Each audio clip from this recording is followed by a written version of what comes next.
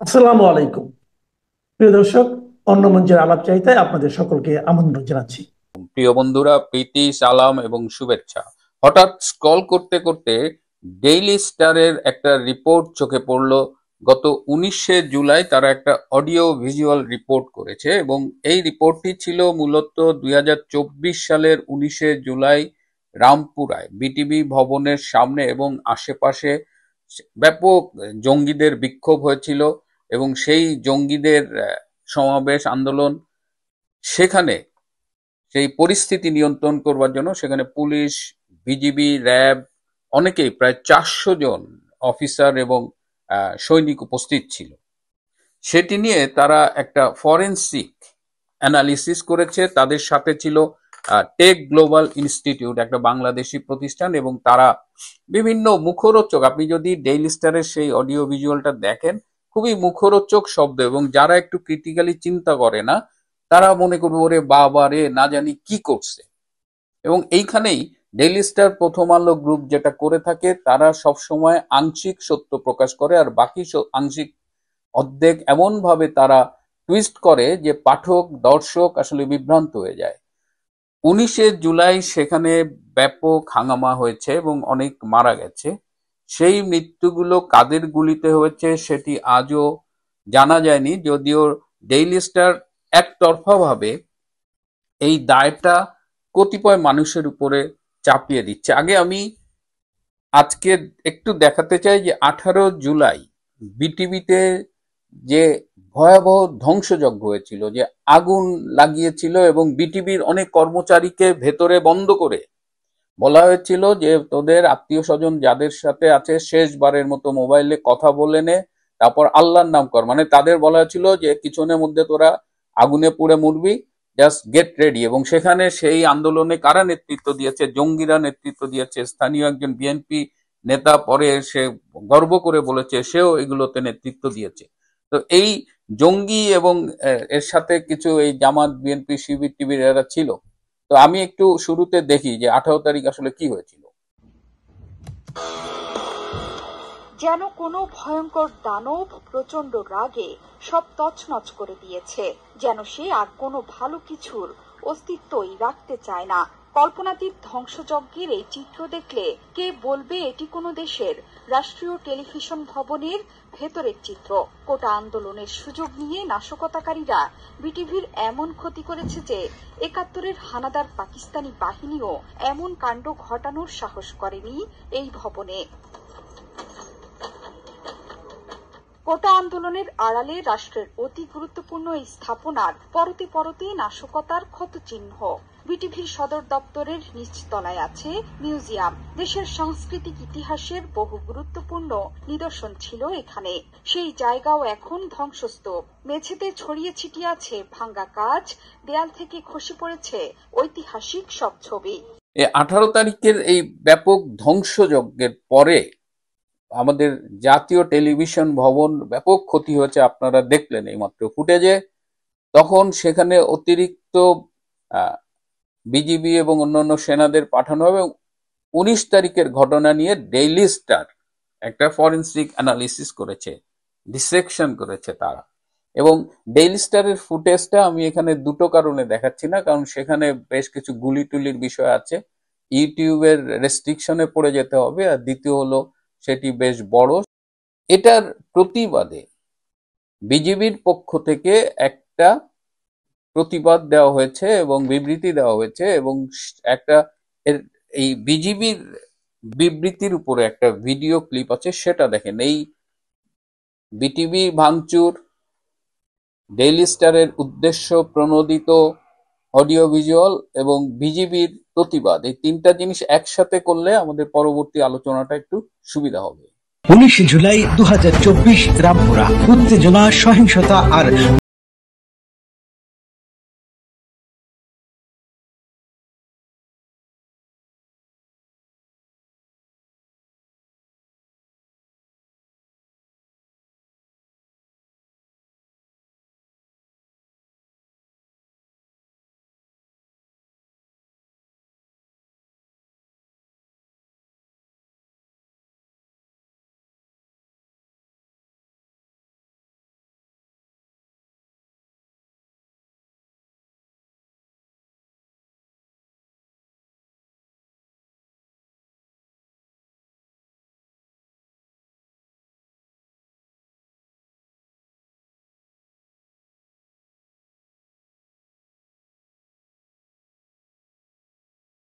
প্রতিবেদনের শুরুতে বলা হয়, কমলা টি শার্ট পরিহিত যুবক রমজান মাটিতে লুটিয়ে পড়ছেন।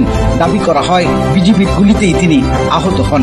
অথচ বিজিবি বলছে ফুটেজটি কোনো বহুতল ভবনের উপর থেকে ধারণ করা, আর কারা অস্ত্র তাক করেছিল তার প্রমাণ নেই।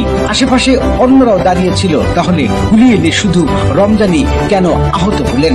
বিজিবির দাবি, ফুটেজ দিয়ে উদ্দেশ্য প্রণোদিতভাবে তাদের দিকে আঙুল তোলা হয়েছে। এমনকি একই ভিডিওর 1 মিনিট 10 সেকেন্ড থেকে 1 মিনিট 20 সেকেন্ডে দেখা যায় অন্য বাহিনীর সদস্যদের ফায়ারিং, কিন্তু সেই বাহিনীর নাম রিপোর্টে নেই। প্রতিবেদন বলছে ম্যাজিস্ট্রেট ছিল না, কিন্তু বিজিবি জানাচ্ছে 16 জুলাই থেকে 5 আগস্ট পর্যন্ত আইনের ধারা মেনে বিজিবি মোতায়েন হয় এবং দায়িত্বপ্রাপ্ত ম্যাজিস্ট্রেটের নাম আদালতে জমা আছে। শুধু ক্যামেরায় ধরা না পড়া মানে উপস্থিত ছিলেন না, এমনটা দাবি করা সমীচীন নয়। ডেইলি স্টার দাবি করে বিজিবি 972 রাউন্ড গুলি ছুড়েছে। বিজিবির বক্তব্য, এর মধ্যে 600 রাউন্ডের বেশি ছিল পুরা জিপের ভেতরে মজুদ, যা আগুনে নষ্ট হয়ে যায়। বাকিগুলির বেশিরভাগই ছিল আকাশমুখী সতর্ক বার্তা। বিজিবির দাবি, কোনো র্যাপিড অ্যাকশন টিম নামেনি, ভারী অস্ত্র বা হেলিকপ্টারও ব্যবহার হয়নি, গণগ্রেপ্তারের সময়ও কাউকে গ্রেপ্তার করেনি, কিংবা কোনো বিতর্কিত ব্যক্তিকে ক্যাম্পে আশ্রয় দেয়নি। বিনা উস্কানিতে গুলি, এই অভিযোগকে সম্পূর্ণ ভিত্তিহীন বলছে বিজিবি। পুলিশের ব্যর্থতায় স্থানীয় প্রশাসন জরুরি সহায়তা করেছিল, এই তথ্য প্রতিবেদক নিজেই উল্লেখ করেছেন, কিন্তু সেটি উপেক্ষা করে উপসংহার টানা হয়েছে। সারা দেশে বিজিবি ক্যাম্প আক্রান্ত হয়নি, অনেক এলাকায় ছাত্র জনতাও তাদের সাথে কাঁধে কাঁধ মিলিয়েছিল। দু একজন সদস্য যদি নিয়ম ভেঙে বল প্রয়োগ করে থাকেন, তার দায় পুরো বাহিনীকে অভিযুক্ত করা যায় না। আর ঘটনার মাত্র 2 মাসের মধ্যেই প্রাথমিক তদন্ত শেষ করেছে বিজেপি। প্রতিবেদনের 14 মিনিট 24 সেকেন্ডে বিজেপির 3 জন সদস্য দাঁড়িয়ে, কিন্তু এখানে এডিট করে গুলির শব্দ বসানো হয়েছে। উদ্দেশ্য নাটকীয় প্রভাব তৈরি করে বেশি গুলি চালানোর ভ্রান্ত ধারণা দেয়া। বিজেপির প্রশ্ন, এমন সময় এই একপেশে রিপোর্ট কেন, যখন তারা সীমান্তে পুশিন ঠেকাচ্ছে, অবৈধ বেড়া নির্মাণের প্রতিবাদ করছে? তারা চায় সীমান্ত রক্ষী বাহিনীর মনোবল ভেঙে যাক। এর পেছনে কি দেশের বাইরের কারো ইন্ধন আছে? রামপুরার ঘটনায় প্রাণহানি বেদনাদায়ক এবং অগ্রহণযোগ্য। দোষী যেই হোক শাস্তি পেতেই হবে, কিন্তু নির্বাচিত ফুটেজ, অনুমান আর আংশিক তথ্য দিয়ে তৈরি গল্পকে কি ফ্যাক্ট ফাইন্ডিং বলা যায়? আর তাই প্রশ্ন থেকে যায়, আসলে কি প্রমাণ করতে চাইছে the daily star? Daily star তার অডিও ভিজুয়ালের শুরুতেই বলেছে যে হাসিনার নির্দেশে কিভাবে সেদিন রাষ্ট্রীয় বাহিনী নির্বিচারে গুলি চালিয়েছিল নিরস্ত্র জনতার উপর। শুরুতেই দেখেন, হাসিনার নির্দেশে, এই হাসিনার নির্দেশে, শেখ হাসিনার নির্দেশ দিয়েছেন, এটার কোনো প্রমাণ আছে কোথাও? একটা দেশের প্রধানমন্ত্রী লোকালি কিভাবে মব ম্যানেজমেন্ট হবে সেটার জন্য নির্দেশ দেয়? মানে শুরুতেই দেখেন, এই স্টেটমেন্টের মধ্যে দিয়ে তাদের ইন্টেনশনটা বোঝা গেছে। এবং এই যে মেটিকুলাসলি ডিজাইন যে আন্দোলনের কথা বলেন, এখানে অনেক টিভি স্টেশন, টিভি চ্যানেল ছিল, এর সাথে এই প্রথম আলো এবং ডেইলি স্টারে মাহফুজ মতি গংও জড়িত ছিল। এবং এখানে আপনি দেখবেন যে এখানে সেনাবাহিনীর একজন লেফটেন্যান্ট কর্নেলকে টার্গেট করা হয়েছে, মোহাম্মদ রেদওয়ান। এই রেদওয়ানকে টার্গেট করা হয়েছে। তো আমি স্বভাবতই আমার একটু আগ্রহ জন্মাইলো যে ওখানে 400 প্রায় এই আইন শৃঙ্খলা বাহিনীর সদস্য ছিল, তার মধ্যে র্যাব ছিল, বিজিবি ছিল, পুলিশ ছিল। Why this lieutenant colonel Redwan? তো ন্যাচারালি আমি একটু ডিগ ডাউন করলাম যে আসলে রেদওয়ান ছেলেটা কে। এবং রেদওয়ানের পরিচয় পেয়ে আমার আর বুঝতে অসুবিধা হলো না যে এই ধরনের রেদওয়ানের মতো যেসব মেধাবী চৌকস অফিসার আছে তাদের সরিয়ে দিতে হবে, তাদের ক্ষতি করতে হবে। এদের না সরাতে পারলে সেনাবাহিনীর যে ক্ষতি করার একটা মাস্টার প্ল্যান আছে, এই ওয়াকারের এবং গোলাম আজম পুত্র আজমি, এরা মিলে আমাদের সেনাবাহিনীকে ধ্বংস করার একটা প্ল্যান করেছে, পায়তারা করেছে। তো আসুন আমি একটু খুব সংক্ষেপে বলি এই লেফটেন্যান্ট কর্নেল রেদওয়ান ছেলেটা কে। এই লেফটেন্যান্ট কর্নেল রেদওয়ান, তিনি 3টি পদক পেয়েছেন সেনাবাহিনীতে কাজ করার। সেনা গৌরব পদক, এসজিপি, এসইউপি, সেনা উৎকর্ষ পদক, এটা মেইনলি এই ল্যান্ডস্লাইড ডিজাস্টার ম্যানেজমেন্ট এসব কারণে পায়। আরেকটা পেয়েছেন প্রেসিডেন্ট বর্ডার গোল্ড মেডেল, এটা তিনি এই সীমান্ত এলাকায় মাদক পাচার প্রতিরোধে সাহসী ভূমিকা রেখেছিলেন। সো 3টা গুরুত্বপূর্ণ পদক পেয়েছে। এর চেয়েও আমার কাছে যেটা ইম্পর্টেন্ট মনে হয়েছে যে লেফটেন্যান্ট কর্নেল রেদওয়ান একই সাথে স্টাফ কলেজ কমপ্লিট করেছে এবং কমান্ডো ট্রেনিং কমপ্লিট করেছে। এই লেফটেন্যান্ট কর্নেল লেভেলে স্টাফ কলেজ এবং কমান্ডো ট্রেনিং দুটো একসাথে করা এরকম অফিসারের সংখ্যা কিন্তু কম। লেফটেন্যান্ট কর্নেল রেদওয়ান দুইবার কমান্ডো ট্রেনিং করেছে, একবার বাংলাদেশে আর একবার পাকিস্তানে। পাকিস্তানের ট্রেনিংটা ছিল 7 মাসে। পুরো সেনাবাহিনীতে মাত্র 2জন অফিসার আছে যাদের ডাবল কমান্ডো ট্রেনিং আছে। এর বাইরেও রিদওয়ান খুব স্কিল্ড একজন অফিসার। এখন সেদিন সে ওই জুলাইয়ের আন্দোলনে তথাকথিত জঙ্গিদের যে অভ্যুত্থান সেখানে তার দায়িত্ব ছিল মূলত যাত্রাবাড়িতে, কিন্তু যাত্রাবাড়ির থেকে তাকে জরুরি ভিত্তিতে এই রামপুরার এই মব কন্ট্রোল করার জন্য নিয়ে আসা হয়েছিল। রেদওয়ান হলো ব্যাটালিয়ন কমান্ডার। এই রেদওয়ানকে কারা যাত্রাবাড়ির থেকে রামপুরায় নিয়ে এলো, কার নির্দেশে সে এলো, এইটা জানা খুব জরুরি। রেদওয়ান যে গুলি করছে এই ভিডিওটা আমরা দেখছি, কিন্তু রেদওয়ানের গুলিটা কার গায়ে গিয়ে লাগছে এই কোনো ভিডিওতে কিন্তু সেই দৃশ্য আমরা দেখছি না। আপনারা ইতিমধ্যেই বিজিবির যে ভিডিওটা দেখলেন, তাদের প্রতিবাদ সম্বলিত যে ভিডিও, সেখানে অনেক কিছু ক্লিয়ার হয়ে গেছে। গুলি পুড়েছে গাড়ি পোড়ার সাথে, সেটাও নাকি সেখানে বিজিবি ব্যবহার করেছে জনতার উপর। এরকম ডেইলি স্টার খুব সূক্ষ্মভাবে মার দিয়েছে এবং বারবার দেখাচ্ছে যে রেদওয়ান গুলি করছে, কিন্তু রেদওয়ান গুলিটা কাকে করেছে? কোনো ফরেন্সিক এক্সামিনেশন হয়েছে? সেখানে এই ডেইলি স্টার দাবি করছে 23 জন মারা গেছে। এই 23 জনের ফরেন্সিক এক্সামিনেশনে তাদের শরীরে কোন গুলি পাওয়া গিয়েছিল? It's very easy to find out. এইবার আসেন যে রেদওয়ান ওখানে কার নির্দেশে গিয়েছিল, কোন কমান্ডিং অফিসার? সে হলো সেক্টর কমান্ডারের আন্ডারে। সেক্টর কমান্ডার তাকে বলবে কোথায় যেতে হবে না যেতে হবে। সেক্টর কমান্ডার হলো ডিজি বিজিবির আন্ডারে। সে বলবে যে সেক্টর কমান্ডারকে বলবে, সে কমান্ড রেসপন্সিবিলিটিটা আপনার দেখেন। রেদওয়ান তো অনেক পরের। এবার বলেন যে রেদওয়ান গুলি করেছে কাকে? আমি ওই সময় দায়িত্ব পালন করেছে এরকম 2-1 জনের সাথে কিন্তু ইতিমধ্যে যোগাযোগ করে ফেলেছি, এবং তারা এনশিওর করেছে যে তারা অধিকাংশ গুলি করেছে ফাঁকা গুলি। তারা আকাশের দিকে গুলি করেছে, কারণ ওইখানে মবটা ভাঙার জন্য তারা এই ফাঁকা গুলি করেছে। আর বাকি যে গুলিগুলো করেছে অধিকাংশই এরা নিচের দিকে গুলি করেছে, এবং ওই রোড ডিভাইডার বা দেওয়ালটাল ওদের উদ্দেশ্য ছিল যে জনগণকে ভয় দেখিয়ে ছত্রভঙ্গ করা। আমাকে খুব স্পেসিফিক বলেছে যে রেদওয়ানের গুলিতে, তারা যতটুকু জানে যে রেদওয়ানের গুলিতে কেউ মারা যায়নি।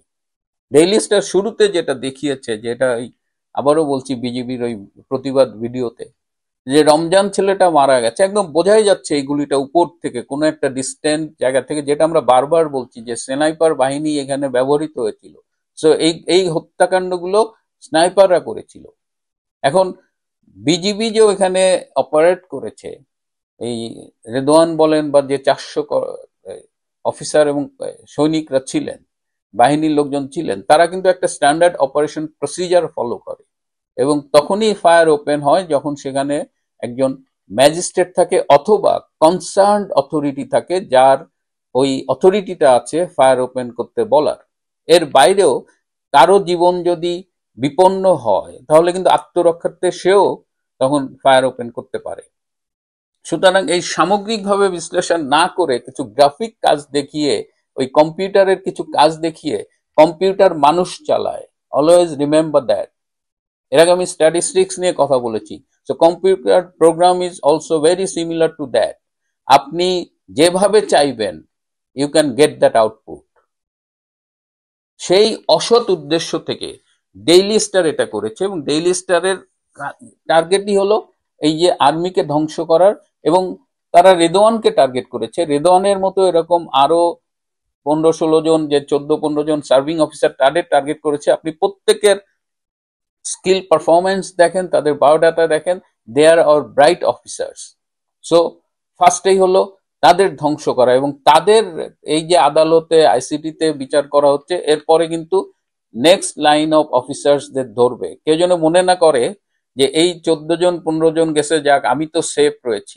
আর্মিতে এই সেফ প্লেয়িং একটা অ্যাটিটিউড আমরা লক্ষ্য করতেছি, that will bring no good to anyone. এই আর্মির সেফ প্লেয়িং এই প্র্যাকটিসটা বা অ্যাটিটিউড নিয়ে আমি অন্য একটা এপিসোডে কথা বলবো, কিন্তু আমি আজকে আমার এই রূপান্তরের সত্যের মাধ্যমে প্রশ্ন তুলতে চাই, কেন রেদওয়ানকে তার দায়িত্ব পালনের কারণে আজকে আইসিটিতে মামলার মুখোমুখি হচ্ছে। শুধু রেদওয়ান নয়, আরো যারা আজকে এই কারাগারে বন্দী এবং তাদের আইসিটিতে নেওয়া হচ্ছে, প্রত্যেকেরই ব্যক্তিগত কোনো অপরাধের জন্য কিন্তু এটা হয়নি। তারা আইদার কমান্ড ফলো করেছে, তারা স্ট্যান্ডার্ড অপারেশন প্রসিজার মেনে কমান্ড ফলো করেছে, এবং এর যদি ব্যত্যয় ঘটে সেটির বিচার, সেটির জন্য যে প্রয়োজনীয় তদন্ত, সেই তদন্তটা করা হয়নি। বরং আমরা নির্ভর করছি কে কোথায় একটা ফায়ারিং এর ছবি ফেসবুকে আপলোড করলো, ব্যাস আমরা একটা এভিডেন্স পেয়ে গেলাম। সেটা নিয়ে আবার ডেইলি স্টার আর একটা মানে ষড়যন্ত্রের জন্য একটা খুব ম্যানিপুলেটেড ভিডিও বানালো, আমরা বললাম এটাই সত্য। সত্য এভাবে রূপান্তরিত হয়ে যায়, সেটা এই রূপান্তরের সত্য করতে আসে দেখলাম। তাই আমরা স্পষ্টভাবে বলতে চাই যে এই রামপুরার ওখানে যারা মারা গেছে, প্রতিটি মৃত্যুই কষ্টের, প্রতিটি মৃত্যুই বেদনার, প্রতিটি মৃত্যুরই তদন্ত হোক। এভাবে মৃত্যুকে কাজে লাগিয়ে ঘোলা জলে মাছ শিকারের এই প্র্যাকটিস বন্ধ করতে হবে। বিবিসি বাংলা আজকে একটি স্টোরি করেছে, তার শিরোনামটা হলো যে শেখ হাসিনার রাজনৈতিক জীবন কি এখানেই শেষ।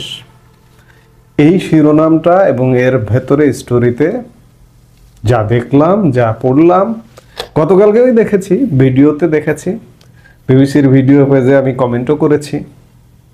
একজন রাজনৈতিক বিশ্লেষক, ঢাকা বিশ্ববিদ্যালয়ের একজন শিক্ষকের একটা মন্তব্য নিয়ে, সেই শিক্ষক বলছেন যে শেখ হাসিনার রাজনৈতিক জীবনের এখানেই সমাপ্তি ঘটে গেল, ফিনিশ।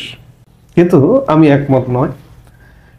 আমি যদি এক কথায় আমাকে জিজ্ঞেস করেন যে শেখ হাসিনার রাজনৈতিক জীবনের আসলে পুনরুজ্জীবন ঘটল। গত 4.5 দশক যাবৎ শেখ হাসিনা বাংলাদেশ আওয়ামী লীগের নেতৃত্ব দিচ্ছেন 1981 সাল থেকে, প্রায় 4.5 দশক, এবং আওয়ামী লীগের সভানেত্রী তিনি এই 4.5 দশক যাবৎ মূল কাণ্ডারি।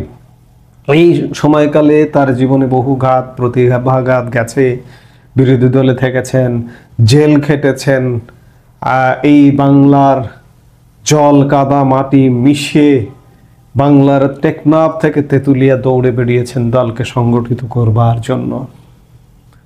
এবং সেই আওয়ামী লীগ প্রধান শেখ হাসিনার রাজনৈতিক জীবন রাতারাতি শেষ হয়ে যাবে।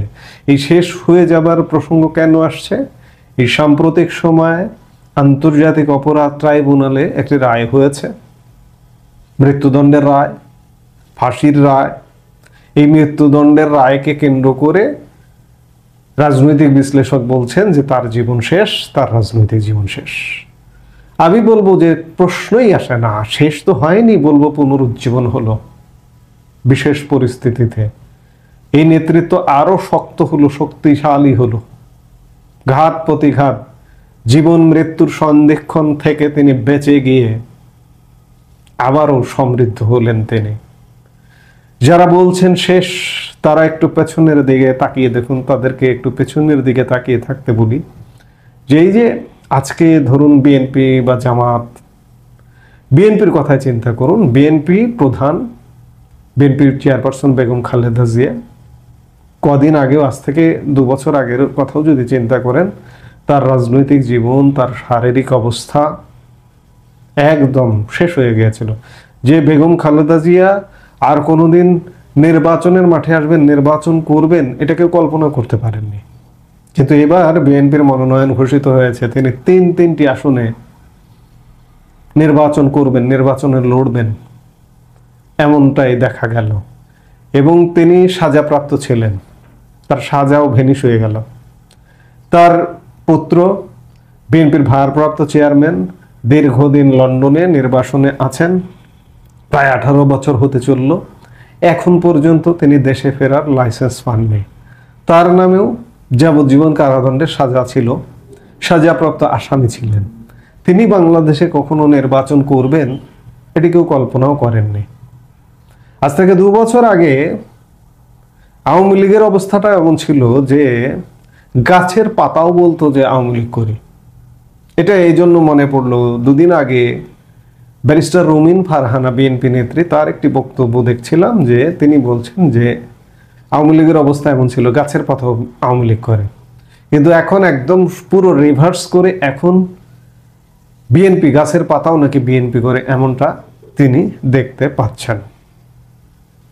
এই যদি অবস্থা হয়, যাবজ্জীবন কারাদণ্ডপ্রাপ্ত আসামি থাকার পরেও তার সাজা সব ভেনিশ হয়ে যায়, মওকুফ হয়ে যায়, তিনি নির্বাচন করেন এবং মৃত্যু শয্যায় প্রায় থাকা একজন মানুষ তিনটি আসনে নির্বাচন করতে পারেন, তাহলে আওয়ামী লীগ প্রধান শেখ হাসিনার জীবন কিভাবে শেষ হয়ে যায়?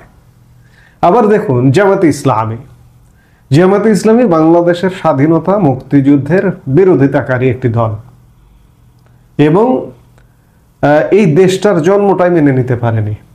সেই জামাতে ইসলামী এখন বাংলাদেশের রাজনীতির বলতে গেলে বিএনপির চেয়েও বড় নিয়ন্ত্রক হয়ে গেছে, প্রধান নিয়ন্ত্রক।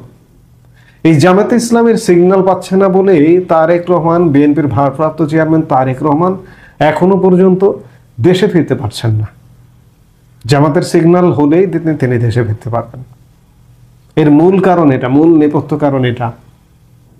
ক্যান্টনমেন্ট বলুন, এ বলুন, সে বলুন, জামাতি সিগন্যালের উপর ডিপেন্ড করছে বিএনপির ভারপ্রাপ্ত চেয়ারম্যান তারেক রহমানের দেশে ফেরা। কাজেই যারা সাজাপ্রাপ্ত ছিলেন, যারা শয্যাশায়ী ছিলেন, মৃত্যু পথযাত্রী ছিলেন, তারা রাজনীতিতে এখন এই মুহূর্তে যদি দেখেন দোর্দণ্ড প্রতাপে রাজনীতি করছে। হ্যাঁ, প্রধান নেতা দেশের বাইরে, কিন্তু রাজনীতি তো করছে। এবং সবাই বলছে, গাছের পাতাও বলছে যে আমি বিএনপি করি। আবার যে জামাত ইসলামী বাংলাদেশের স্বাধীনতা মুক্তিযুদ্ধের বিরোধিতা করা, এই দেশের জন্ম মানেননি, সেই জামাত ইসলামী বাংলাদেশের রাজনীতির এই মুহূর্তে প্রধান নিয়ন্ত্রক।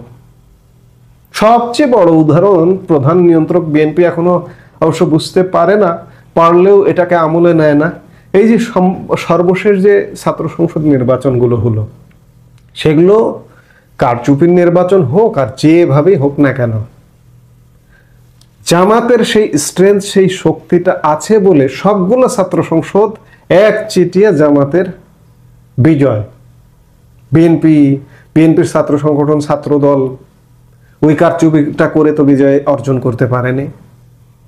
ছাত্র দলের বা বিএনপির কাছে পরিস্থিতি অনুকূলে নেই বলেই পারেনি, জামাতের আছে, জামাত পেরেছে।